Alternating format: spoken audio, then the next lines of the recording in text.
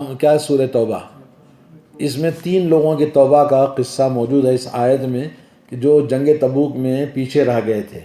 جی، حضرت کعب بن مالک ہیں، حضرت ہلال ابن امیہ ہیں، اور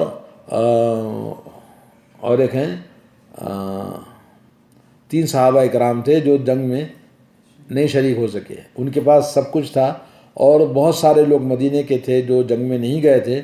اللہ کے نبی صلی اللہ علیہ وسلم جنگ تبوک چلے گئے اور جب واپس لوٹے تو سب نے آ کر کہا ہمارے پاس یہ مجبوری تھی، یہ مجبوری تھی. جھوٹ بول رہے تھے، منافق لوگ تھے. لیکن یہ 3 لوگ کیا تھے؟ سچ انہوں نے اللہ کے سامنے، اللہ کے نبی کے سامنے ذکر کیا کہ ہمارے پاس کوئی مجبوری نہیں تھی، ہم سمجھے کہ کل جائیں گے، پرسوں جائیں گے. اسی طرح سوچتے سوچتے وقت نکل گیا اور ہم آپ سے جب زیادہ دن ہو گئے تو سوچا کہ اب جانے کا کوئی فائدہ نہیں، اللہ کے نبی تو پہنچ چکے ہوں گے. تو یہ سوچ کر ہم کاہلی سے نہیں گئے.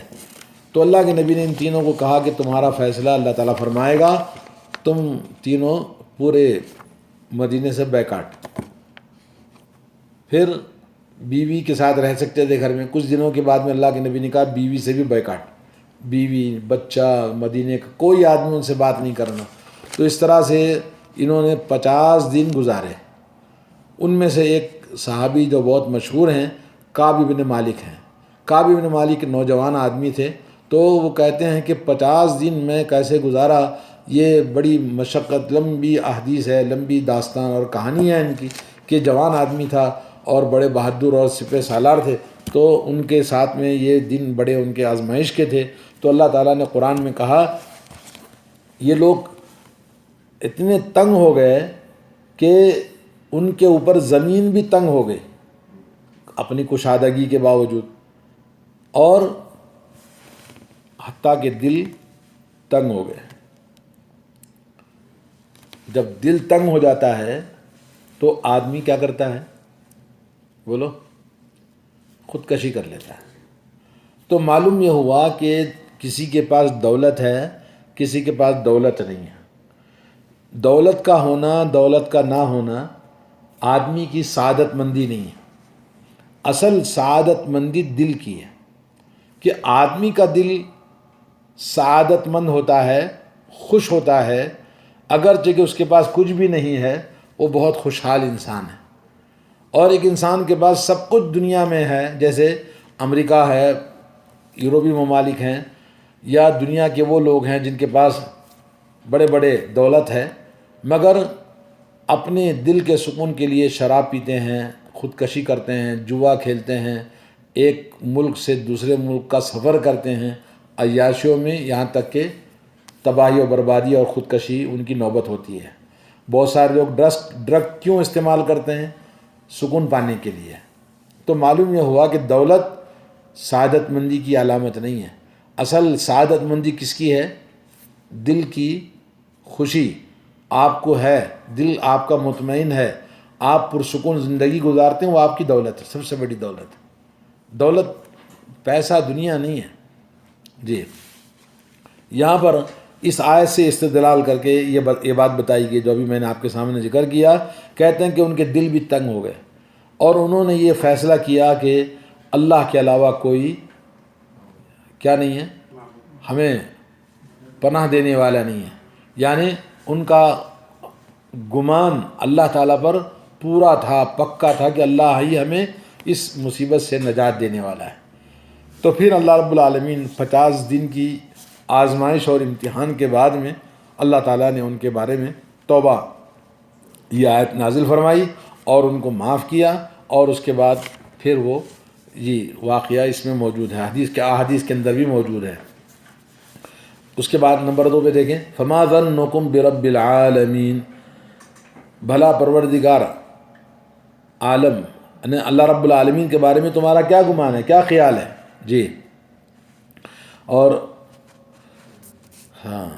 آیت سب یہی کہ اللہ کے ساتھ میں حسن گمان ہونا چاہیے. جو بدگمانی کرتے ہیں اللہ تعالیٰ ان کے ساتھ ان کی بدگمانی کے مطابق ان کو سزا دیتا ہے. جیسے آیت نمبر 3 میں آپ دیکھیں ایک بات آپ کو ملے گی، وَيُعَذِّبَ الْمُنَافِقِينَ وَالْمُنَافِقَاتِ وَالْمُشْرِكِينَ وَالْمُشْرِكَاتِ الظانین باللہ ظن السوء علیہم دائرۃ السوء وغضب اللہ علیہم ولعنہم وأعد لهم جہنم وساءت مصیرا۔ ترجمہ دیکھیں، اور اس لیے کہ منافق مردوں، منافق عورتوں، مشرک مردوں، مشرک عورتوں کو جو اللہ کے حق میں برے برے گمان رکھتے تھے، برے برے گمان رکھتے تھے، اللہ تبارک و تعالیٰ ان کو عذاب دے گا جی، اور انہیں برے حادثے واقع ہوں گے، ان پر کیا ہوگا؟ برے واقعات، حادثات جو بھی ہوں گے انہی کے ساتھ ہوگی جو اللہ کے ساتھ برا گمان کرتے ہیں۔ اور کیا فرمایا؟ وغضب اللہ علیہ، اللہ تعالیٰ کا غضب ان پر نازل ہوگا اور اللہ کی لعنت ان پر برسے گی، اور بدگمانی کرنے والوں کے لیے اللہ نے جہنم رکھا ہے، اور جہنم بدترین ٹھکانہ ہے جی۔ یہ بدگمان یہ سورہ فتح کے اندر موجود ہے جی۔ اور اسی طرح سے یعنی آخری آیت دیکھیں، آیت نمبر 8، وَاكْتُبْ لَنَا فِي هَذِهِ الدُّنْيَا حَسَنَةً وَفِي الْآخِرَةِ إِنَّا هُدْنَا إِلَيْكَ قَالَ عَذَابِي أُصِيبُ بِهِ مَنْ أَشَاءُ وَرَحْمَتِي وَسِعَتْ كُلَّ شَيْءٍ فَسَأَكْتُبُهَا لِلَّذِينَ يَتَّقُونَ وَيُؤْتُونَ الزَّكَاةَ وَالَّذِينَ هُمْ بِآيَاتِنَا يُؤْمِنُونَ۔ کیا فرماتے ہیں اللہ تعالیٰ جی؟ ہمارے لیے اس دنیا میں بھی بھلائی لکھ دے اور آخرت میں بھی ہم تیرے ساتھ رجوع ہو چکے ہیں، یعنی ہم دعا کرتے ہیں اللہ سے، تو اللہ نے فرمایا جو میرا عذاب ہے اسے تو جس پر چاہتا ہوں نازل کرتا ہوں، اللہ تعالیٰ جس کو چاہتا ہے عذاب سے دوچار کرتا ہے، اور جو میری رحمت ہے وہ ہر چیز کو شامل ہے، ہر چیز کو اللہ کی رحمت شامل ہے۔ لیکن ایک نقطے کی بات، میں اپنی رحمت کو ان لوگوں کے لیے لکھ دوں گا جو متقی پرہیزگار ہیں اور اپنے مال کی زکوٰۃ ادا کرتے ہیں اور ہماری آیتوں پر ایمان رکھتے ہیں، یعنی اللہ کے ساتھ میں حسن ظن رکھتے ہیں۔ تو اللہ کے ساتھ ہمیشہ حسن ظن، ایمان ہمارا اللہ پر ہر حال میں، اللہ پر ہمیں پورا یقین ہونا چاہیے، اور بدگمانی اللہ کے ساتھ کبھی نہیں ہونی چاہیے جی۔ اور اس کے بعد احادیث ہیں، دو چار آپ سن لیجئے۔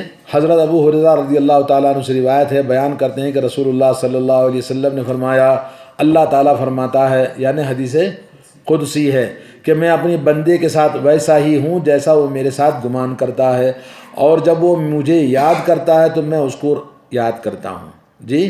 جب مجھے یاد کرتا ہے تو میں اس کے ساتھ ہوتا ہوں، اگر وہ مجھے اپنے دل میں یاد کرتا ہے تو میں بھی اس کو اپنے دل میں یاد کرتا ہوں، اگر وہ لوگوں میں یاد کرتا ہے تو میں اس کو اس سے اچھے لوگوں کی محفل میں یاد کرتا ہوں، اگر وہ میری قربت میں ایک بالش قریب آتا ہے تو میں اس کے ایک گز قریب آتا ہوں، اگر وہ مجھ سے ایک گز قریب آتا ہے تو میں اس سے ایک فرلانگ اور قریب ہو جاتا ہوں، اگر وہ میری جانب چل کر آتا ہے تو میں اس کی طرف دوڑ کر آتا ہوں۔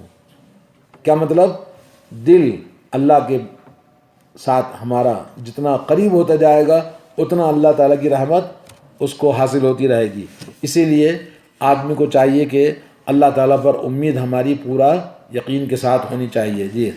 اس کے بعد ایک اور حدیث ہے، حضرت جابر رضی اللہ تعالیٰ عنہ بیان کرتے ہیں کہ انہوں نے یہ حدیث نبی کریم صلی اللہ علیہ وسلم کی وفات سے 3 دن قبل سنا ہے، یعنی اللہ کے نبی صلی اللہ علیہ وسلم کی آخری وصیت ہے کہ تم میں سے کسی کی موت ہرگز نہ آئے مگر یہ کہ وہ اللہ تعالیٰ کے ساتھ حسن ظن رکھے۔ خاص طور پر موت کے قریب میں شیطان انسان کو بدگمانیاں ڈالتا ہے اور برے برے خیالات لاتا ہے تاکہ وہ بدگمان ہو جائے کس سے؟ اللہ سے، اور اس کی موت کفر پر ہو جائے۔ تو آدمی کو چاہیے کہ ہمیشہ اس کے لیے دعا کرتے رہنا چاہیے اور حسن ظن اللہ تعالیٰ سے آخری وقت میں رضیت باللہ ربا وبالاسلام دینا وبمحمد صلی اللہ علیہ وسلم پر موت ہونا چاہیے جی۔ حضرت ابو ہریرہ رضی اللہ تعالیٰ عنہ سے روایت ہے، بیان کرتے ہیں کہ رسول اللہ صلی اللہ علیہ وسلم نے فرمایا، اگر بندہ مومن کو اللہ کے نزدیک جو سزائیں موجود ہیں معلوم ہو جائے تو مارے خوف کے جنت کی کوئی خواہش نہیں کرے گا، یعنی جنت میں جانا بہت مشکل ہے۔ کیوں؟ عذاب اگر معلوم ہو گیا، ابھی ہمیشہ اس کے سامنے، جیسے اللہ کے نبی صلی اللہ علیہ وسلم معراج میں گئے تو وہاں جہنم میں عذابوں کا ذکر کیا، ہر انسان اس کو یاد رکھے کہ کس پر کیا سزا ملتی ہے اور اس کو اپنے دل میں رکھے گا تو کبھی جنت کی خواہش نہیں کرے گا، وہ جہنم سے بچنے کی فکر میں ڈر کے کانپتا رہے گا جی۔ اور کافر کو اللہ کے نزدیک اس کی رحمتوں کا علم ہو جائے تو جنت سے کوئی کافر مایوس کبھی نہیں ہوگا۔ یعنی اللہ کی رحمتوں کا علم اگر کافر کو ہو جائے تو کافر اللہ کے ساتھ اتنا حسن ظن کر لے گا کہ وہ جنت میں جائے گا، یہ اس کو یقین ہو جائے گا جی۔ اب ایک اور حدیث سن لیجیے آخری۔ حضرت ابو ہریرہ رضی اللہ تعالیٰ عنہ سے روایت ہے، بیان کرتے ہیں کہ میں نے رسول اللہ صلی اللہ علیہ وسلم کو فرماتے ہوئے سنا، اللہ رب العالمین نے جس دن اپنی رحمت کو پیدا فرمایا تو اس رحمت کو 100 حصوں میں تقسیم فرمایا اور اس میں سے 99 حصے اپنے پاس رکھ لیے اور ایک حصہ اپنی رحمت کا ساری مخلوق کے بیچ میں تقسیم کر دیا۔ اور اگر کافر کو اللہ کے نزدیک اس ساری رحمت کا علم ہو جائے تو وہ کبھی جنت میں داخل ہونے سے مایوس نہیں ہوگا، اور اگر مومن کو اللہ تعالیٰ کے نزدیک سارے عذابوں کا علم ہو جائے تو وہ جہنم سے کبھی مامون نہیں ہوگا۔ اور یہ آتا ہے بعض حدیثوں میں کہ ایک رحمت جو اللہ نے دنیا میں ڈالی ہے، تو جس کو آپ دیکھتے ہیں کہ گھوڑا اپنے بچے کو پیدا کرنے کے بعد میں کیسے اس کو اپنے پاؤں کے بیچ میں لے کے گھومتا ہے، جانور کیسے اپنے بچوں پر رحم کرتا ہے، پرندے کیسے اپنے بچوں کو لا کے دانہ کھلاتے ہیں، انسان کیسا اپنے بچوں کے لیے رات دن کی قربانیاں کرتا ہے، یہ پوری مخلوق کے اندر ایک رحمت کا حصہ اللہ نے ڈالا ہے اور 99 حصے اللہ نے کیا کرا؟ اپنے پاس رکھا ہے، اور یہ 99 رحمتیں لٹائے گا اپنے بندوں پر روز محشر۔ اور اسی سے اللہ تعالیٰ جاؤ نکالو، جس کے دل میں ذرہ برابر ہے، ذرہ برابر ہے، ذرہ برابر ہے، آخر میں پھر بھی اللہ کے نبی کہیں گے اور بھی میرے لوگ ہیں، بولے جاؤ نکالو جس کے دل میں ذرہ برابر۔ ذرہ برابر کیا معنی؟ رتی سے رتی، رتی سے رتی، آخری رتی جتنا، جس کو ذرے کا معنی کیا ہے؟ جو ڈیوائڈ نہیں ہوتا ہے۔ تو اتنا بھی اگر کسی کے دل میں ایمان ہے تو بولے اس کو بھی نکال کے جنت میں داخل کرو۔ تو اللہ رب العالمین یہ سب رحمتیں کب لٹائے گا؟ روز محشر لوٹائے گا جی۔ ہاں، حضرت ابو ہریرہ رضی اللہ تعالیٰ عنہ سے روایت ہے، بیان کرتے ہیں کہ نبی کریم صلی اللہ علیہ وسلم نے فرمایا، بے شک اللہ عز و جل نے جب ساری مخلوق پیدا فرما دیا تو اپنے عرش پر لکھ دیا۔ کیا لکھا عبارت؟ ہاں، ان رحمتی سبقت غضبی، بولو ان رحمتی سبقت غضبی، یعنی بے شک میری رحمت ہمیشہ میرے غضب پر غالب رہے گی، یعنی اللہ تعالیٰ کے غصے پر کیا غالب رہے گا؟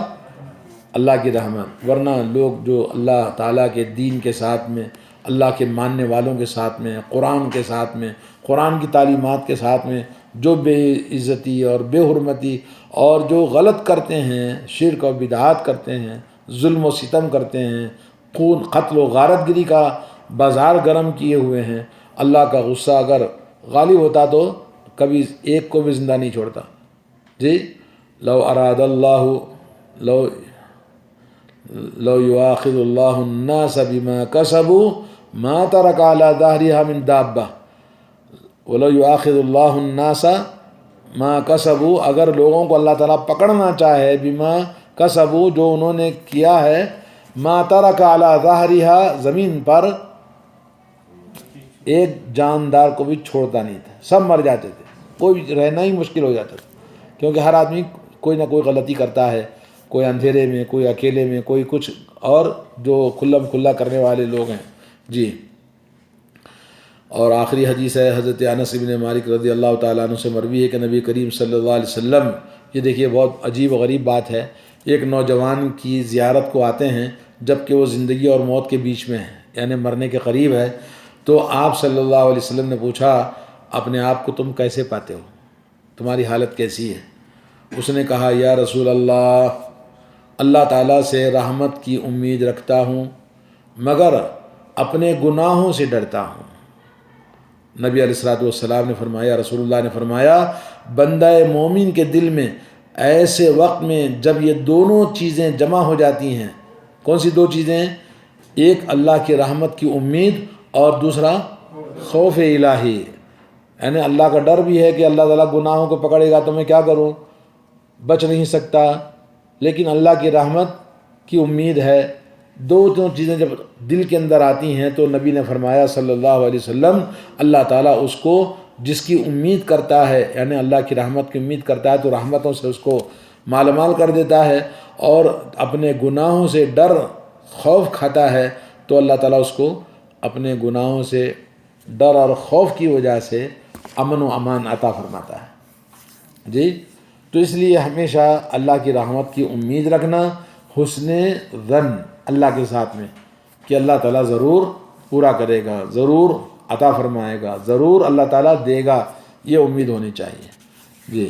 تو یہ چند احادیث تھی اور یہ آیتیں ہیں جو حسن ظن اور اللہ کے ساتھ میں آدمی کا ایمان اور یقین اور امید کے بارے میں ہم نے سنا۔ اللہ تعالیٰ سے دعا ہے کہ اللہ تعالیٰ ہم تمام کو حسن ظن عطا فرمائے اللہ کے ساتھ میں،